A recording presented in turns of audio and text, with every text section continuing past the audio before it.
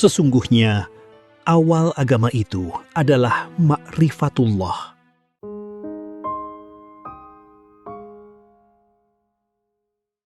Assalamualaikum warahmatullahi wabarakatuh. Waalaikumsalam warahmatullahi wabarakatuh. Bismillah, tawakkaltu ala Allah, la hawla wa la quwata illa billah.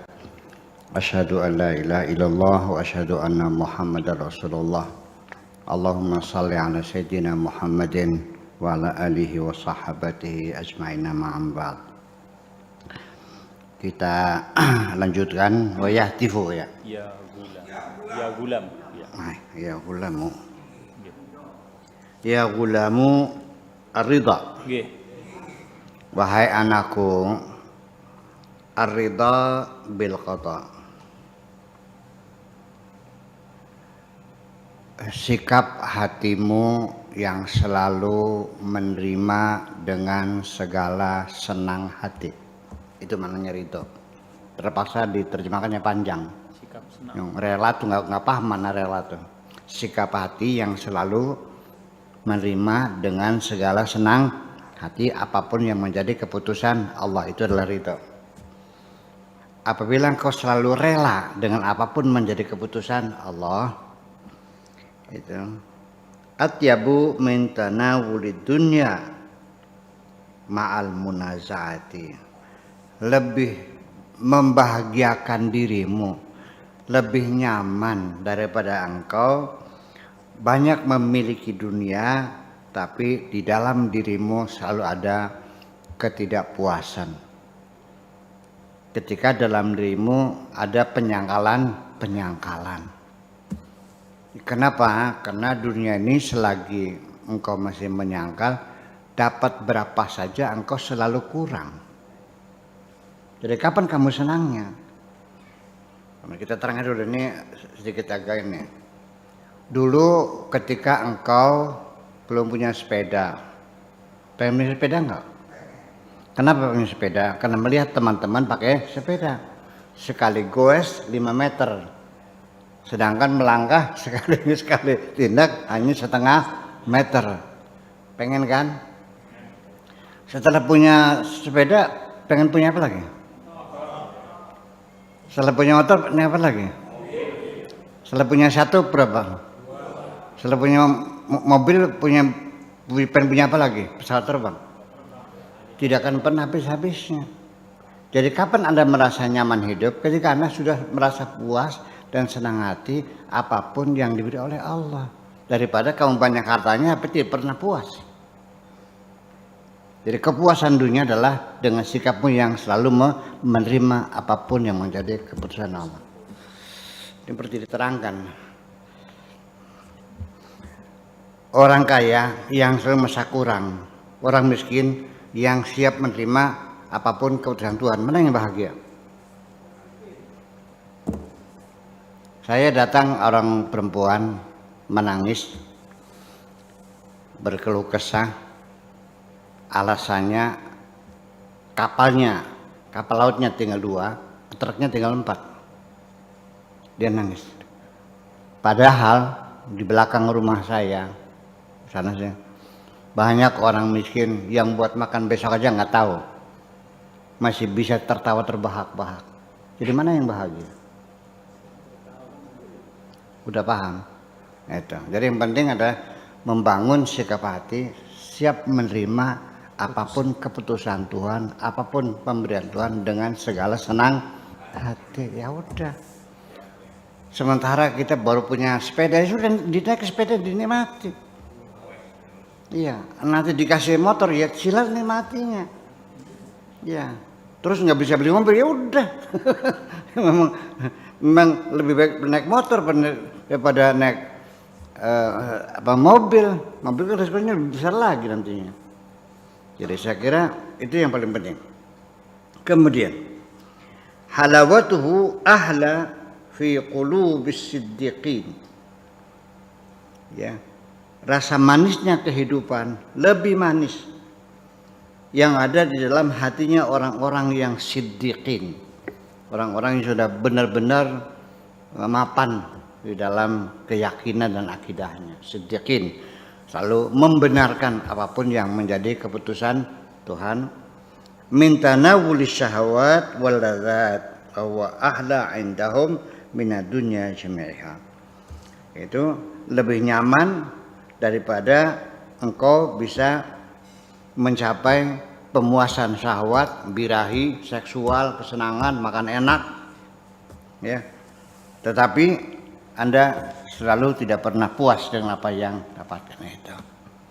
Ya, sudah sekali bisa main cewek sehari, seminggu sekali pengennya tiap hari. Setelah sehari satu pengennya sekali pakai 10 ceweknya pengennya. Jejer. Nggak bisa habisnya gitu, iya.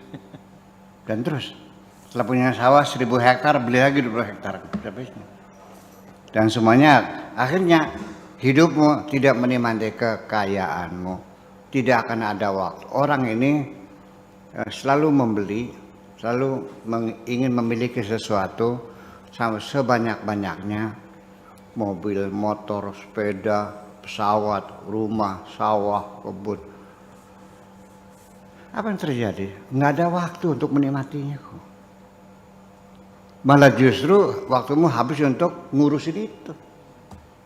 Jadi kamu jadi babunya dunia kalau begitu. Tidak menikmatinya. Ya, sepeda mobil tabrakan marah. Ya kan? Motornya hilang marah. Rumahnya kotor marah. Akhirnya apa? Stres. Jadi jangan dikira bahwa orang yang hartanya banyak itu lebih bahagia. Letak bahagia adalah bukan pada materi tapi pada kondisi hati kita ini. Betul nggak? Mana perempuan yang paling cantik adalah yang engkau cintai. Percaya nggak? Iya. Kalau nggak dicintai cantik nggak? Ya enggak lah gitu. Nah, itu. Jadi artinya bahwa sikap menerima ini perlu kita bangun bersama-sama. Sikap menerima ada yang segini ya sudah, nasibnya Pak Tato jadi dosen alhamdulillah, jadi pegawai negeri, dapat pensiunan, gajinya segitu ya wajar alhamdulillah, terhormat, profesi yang paling terhormat jadi dosen, mencerdaskan anak bangsa, yang tersanjung alhamdulillah. Adapun mobilnya masih ya kelasnya kelas senior lah. Ya udahlah, sabarlah, nggak usah ngayal punya BMW seri 7 lagi lah. Udah ngajar gitu. Malah justru nanti dicurigai orang. Berapa sih? Masa dosen mobilnya Rolls Royce? Gitu. Jadi yang penting mah kita nikmati saja apapun yang ada. Ya, itu saja. Kita belajar semacam itu. Wa ma fiha li'annahu yatibul aish, karena orang yang hatinya sudah damai, sudah menerima, itu hidupnya sudah nyaman.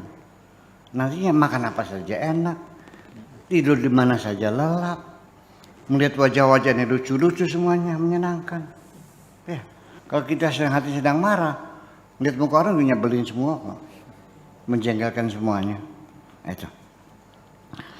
Fil jumlati, pada garis besarnya, fisairil ahwal, dalam kondisi manapun, ala ikhtilafil ajnasiha, dengan berbagai macam jenisnya, takallam ala nasi bilisanil ilmi wal amali wal ikhlasi. Silakan engkau berbicara dengan siapapun, dalam kondisi apapun dan dimanapun. Satu, berdasarkan keilmuan. Ada standar saintifiknya, rasional, wal amal, dan diimplementasikan, applicable, ya kan, yang bisa diterapkan, yang bisa dilakukan. Wal ikhlas, dan ada ketulusan. Wala tatakallam 'alaiha bilisanil ilmi bila amal. Kalau ngomong sama orang jangan pakai lisan saja, sebatas ilmu saja tapi tanpa amal. Nyuruh orang supaya sholat, kamunya tidak Sholat. Seorang ayah menyuruh anaknya sholat. Di sini, di kampung saya, si bapak nggak pernah sholat, nyuruh anaknya sholat. Saya katakan dengan bahasa lokal dulu ya, Nang, pada sembahyang manalos. Cukup raup bapak nira apa sing beli sembahyang. Begitu. Wahai anak-anakku, pergilah sholat sana. Sudah cukup bapakmu saja yang tidak sholat. Begitu benar. Nah, ini kan terjadi sehari-hari. Itu yang diucapkan. Yang dia diucapkan sehari di mana-mana kita lihat banyak orang. Ya. Dia menganjurkan orang tidak korupsi, tapi korupsi sendiri. Ya kan gitu. Nyuruh orang rajin belajar, dia juga malas kan. Sampai guru agama yang ngajarin sholat, enggak sholat juga gurunya. Apa artinya? Ini maksudnya artinya ngajak orang itu yang benar-benar yang sudah kamu lakukan, bukan hanya sekedar ilmu. Ya, ilmu semua juga bisa. Yang berarti mengamalkannya, yang bila amalin. Fa innahu la yanfa'uka wa la yanfa'u man 'indaka.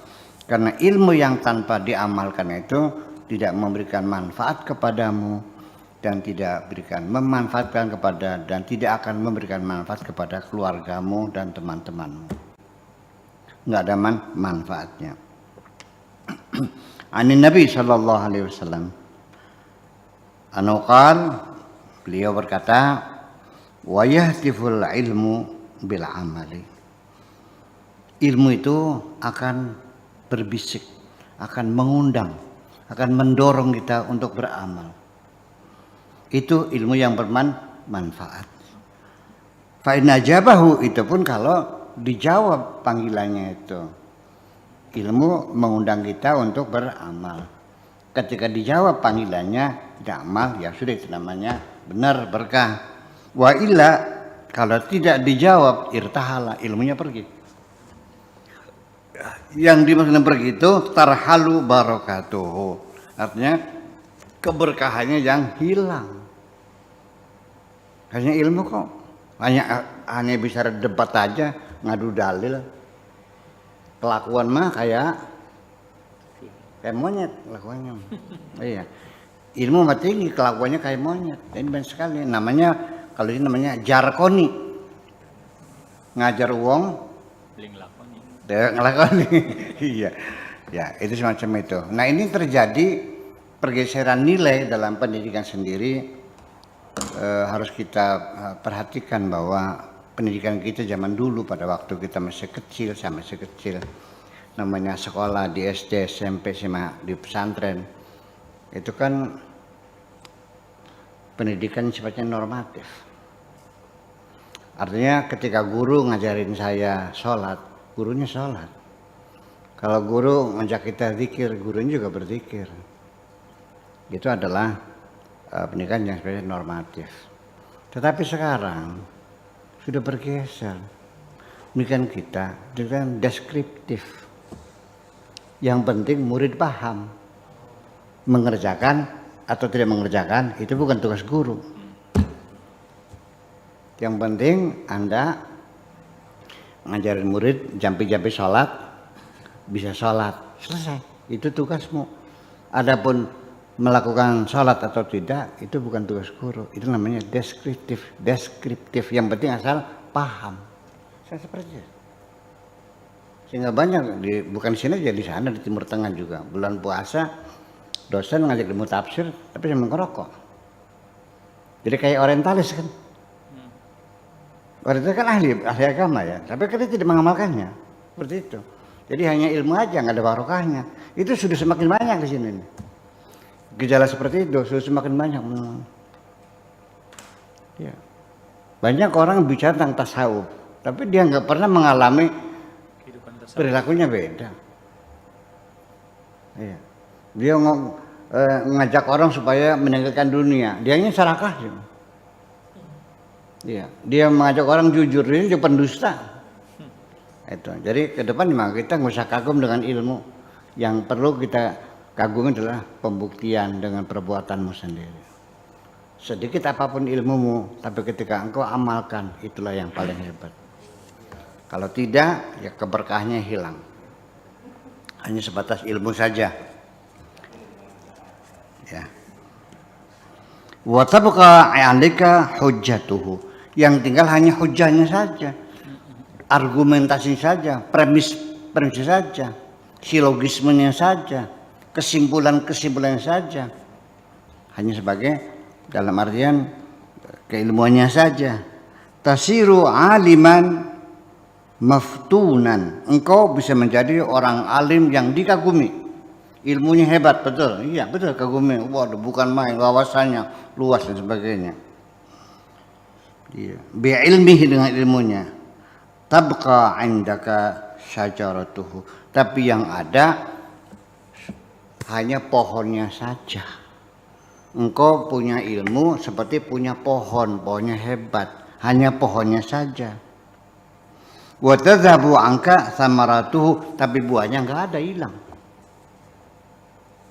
Jadi orang yang punya ilmu tanpa amal itu kayak orang punya pohon tapi enggak ada buahnya. Punya apa? Punya pohon jeruk. Buahnya mana? Enggak ada. Lalu yang dijual apa? Daunnya gitu. Iya. Jadi orang yang punya ilmu tanpa diamalkan tuh di sini diibaratkannya seperti kita punya pohon tanpa buah, tanpa buah. Salillah. Tanyalah kepada Allah Azza wa Jalla an yarzuqaka halan wa maqaman. Mintalah kepada Allah supaya engkau diberikan hal dan diberi maqam. Diberikan keteguhan hati, kemantapan jiwa untuk bisa mengamalkan segala ilmumu, maksudnya begitu. Wa maqaman, dan posisi baina yadayhi, di sisi Allah. Fa idza razaqaka, ketika engkau diberi rizki oleh Allah, dianugerahi dengan keteguhan hati, kekokohan jiwa, bisa mengamalkan dengan tulus ikhlas. Ya, salhu kitmana dzalika, mintalah kepada Allah supaya keistimewaanmu bisa mengamalkan segala ilmumu itu tetap disembunyikan. Jangan sampai ada orang lain tahu. Sebab bagaimanapun juga apa yang menjadi sumber kebahagiaanmu ketika banyak orang lain tahu, diganggu. Saya enggak. Kalau orang tahu Anda punya uang 1 miliar, hati-hati, jendela pasti teralis semua. Betul enggak? Ketika engkau punya istri yang cantik jelita, hati-hati. Iya. Iya. Jadi kenikmatan yang membahagiakanmu itu ya dirahasiakanlah. Fa'amma bi ni'mati rabbika fahadits, itu bukan dalil kita menceritakan kenikmatan. Kita selalu menyadari kenikmatan, bukan menceritakan. Masa diceritain gimana lagi? Masa hari ini engkau dapat uang 500 miliar cerita sama orang? Ya nggak mungkin dong, bukan begitu. Artinya sadar diri dan menyadarinya. Seperti itu. Wa anda tuhibba idhara syai'in minhu, dan minta kepada Allah supaya kamu jangan ada keinginan untuk menampilkan keistimewaanmu itu dalam mengamalkan ilmu. Artinya seperti kesaktian, karomah, maunah, itu jangan kau ada muncul keinginan ingin pamer kepada siapapun. Ada pengen kelihatan. Orang kaya ya pengen kelihatan. Orang cantik pengen kelihatan. Orang pinter gayanya lain kok. Iya. Orang sakti juga sama. Itulah, jadi diperangi ya, jangan sampai muncul ada keinginan diperlihatkan kepada siapapun. Idza ahbabta idhara ma bainaka wa baina al-haq azza wa jalla, ketika engkau kepingin menampilkan keistimewaan yang terjadi antara dirimu dengan Tuhanmu, kana laka sababan lihalakika, itu akan berakibat fatal atas dirimu sendiri. Itu namanya membocorkan rahasia. Daripada bocor mulut masih mending bocor perut. Udah, itu aja. Assalamualaikum warahmatullahi wabarakatuh. Waalaikumsalam warahmatullahi wabarakatuh.